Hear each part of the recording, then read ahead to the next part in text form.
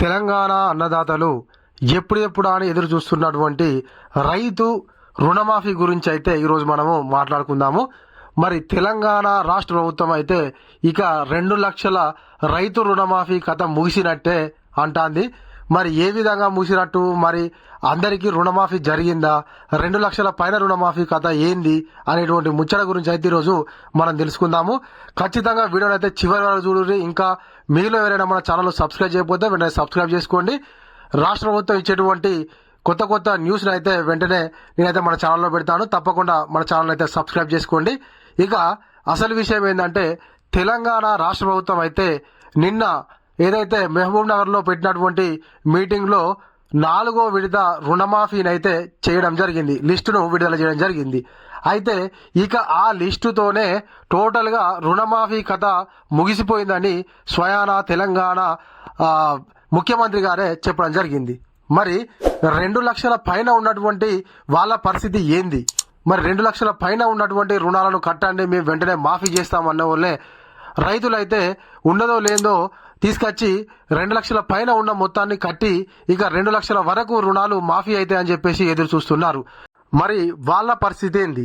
అయితే ఇంకొకటి, ఇప్పుడు వీళ్ళు కొన్ని టెక్నికల్ ఇష్యూస్ వల్ల చాలా మందికి 2 లక్షల వరకు ఉన్నటువంటి రుణాలు మాఫీ కాలేదు, మేము కుటుంబ నిర్ధారణ జరిపించామని చెప్పారు కదా. అయితే కుటుంబ నిర్ధారణ జరిగినటువంటి వాళ్ళు 4 లక్షల పైన ఉంటే వీళ్ళు కేవలము ఇప్పుడు మొన్న 4వ విడత రుణమాఫీ లిస్టు విడుదల చేసింది మాత్రము 3,50,000 చిల్లర మాత్రమే ఉన్నది. మరి ఈ యొక్క కుటుంబ నిర్ధారణ జరిగినటువంటి వాళ్లకు అందరికీ కూడా ఇంకా రుణమాఫీ కాకముందుకే సంపూర్ణ రుణమాఫీ జరిగిపోయింది. ఇక తెలంగాణలో రుణమాఫీ కథ ముగిసినట్టే అని చెప్పేసి ఏ విధంగా ప్రకటిస్తారని చెప్పేసి తెలంగాణ అన్నదాతలు అయితే అడుగుతున్నారు. మేము కేవలము 2 లక్షల వరకు ఉన్నటువంటి రుణాలనే మాఫీ చేస్తాము, 2 లక్షల పైన రుణాల పరిస్థితి మాకు తెలియదు అని చెప్పేసి అన్నట్టయితే పైన ఉన్నటువంటి రుణాలను అయితే అన్నదాతలు తర్వాత కట్టుకునేవారు. మీరు 2 లక్షల పైన రుణాలను కూడా మేము మాఫీ చేస్తాము, మిగతా అమౌంట్ పైన అమౌంట్ కట్టుకోండి, తర్వాతకి మిగిలినటువంటి 2 లక్షలను మేము మాఫీ చేస్తాము. విడుదల వారీగా 2,50,000 ఒకసారి, 2,50,000 నుంచి వెళ్ళి 3 లక్షలకు ఒకసారి, 3 లక్షల పైన ఒకసారి షెడ్యూల్ ఇస్తామని ప్రకటించారు. ఆ తర్వాతకే చాలా మంది అన్నదాతలు అయితే వాళ్ళ దగ్గర ఉన్నదో లేదో తీసుకెళ్లి ఆ పైన ఉన్నటువంటి అమౌంట్ను అయితే మొత్తం కట్టేశారు. మరి ఆ డబ్బులు కలెక్ట్ చేయడం కోసమే ఈ విధంగా 2 లక్షల పైన రుణాలను మేము మాఫీ చేస్తామని చెప్పారా, లేకపోతే నిజంగానే మాఫీ చేస్తారా అనేటువంటి ఒక ప్రశ్న అయితే అన్నదాతల్లో కలుగుతుంది. మనకు 42 లక్షల అకౌంట్లు అయితే మనకు బ్యాంకు వాళ్ళు ఇచ్చారు.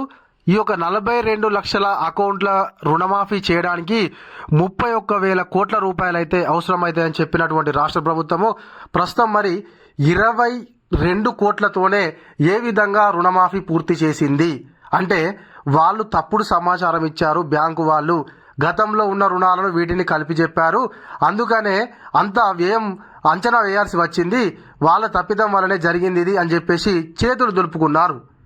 ప్రస్తుతం ఉన్నటువంటి ప్రభుత్వం అయితే మాటలు మార్చడంలో దిట్ట.